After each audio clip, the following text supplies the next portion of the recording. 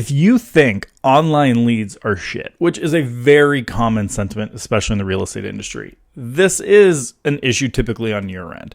And it's a misunderstanding of where leads are in the journey. Like in B2B world, they'll talk about MQLs and SQLs. In real estate, we might refer to that as like a lead and a prospect.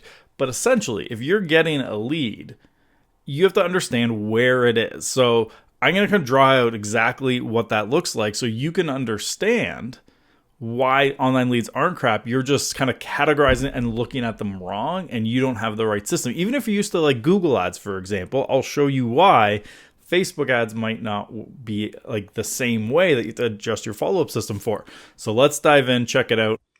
So when we're looking at online leads, we're going to start on one side and have this on the other. So on this side, we have the general public.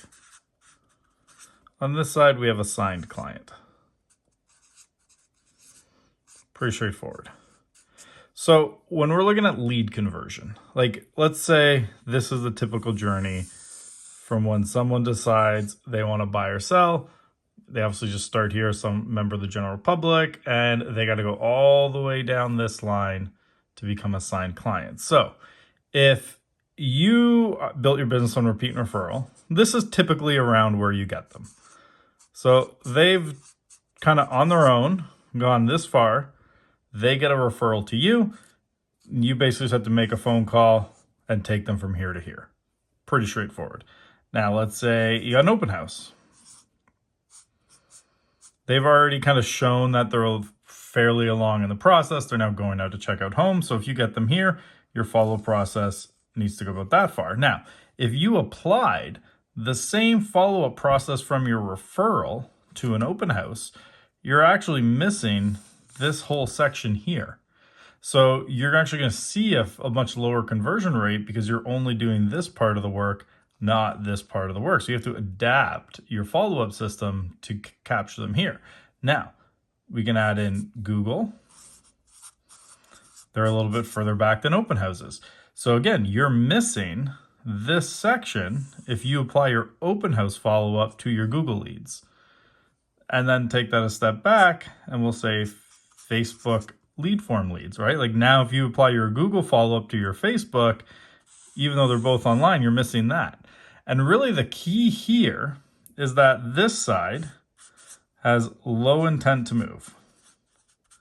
The further they are to this side, the higher the intent. So like a referral, they've asked for that referral because they intend to move. It's a lot easier to convert them. Open house, they're out there showing homes. Google, they're typically searching something into Google related to buying or selling. They're further along. Facebook, they're on there for other reasons. You just kind of piqued their interest. It's going to take a lot longer to get someone from a Facebook lead all the way down here. Typically though, here, lower intent also means less money. The higher the intent, the more money it's going to cost you to get a lead down here. So you kind of got to decide, do I want to get them over here or do I want to get them over here? There's not a right or wrong. It's what's right for your business. And then you have to build the follow-up that gets them all the way across.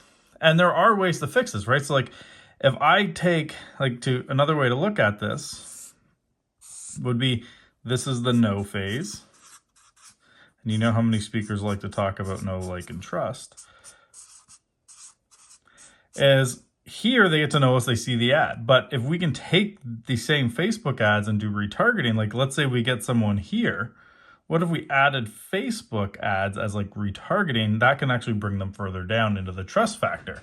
But at the end of the day, from that initial lead that you're getting in before we get into like brand marketing and inbound marketing and all that side of it, just from a straight lead gen, if you're collecting them here, the marketing you do after you collect the lead has to take them this far. So if you're applying a referral, open house, or Google follow-up system to a Facebook lead, you have this gap you still need to figure out how to make up. And that's where most people screw up.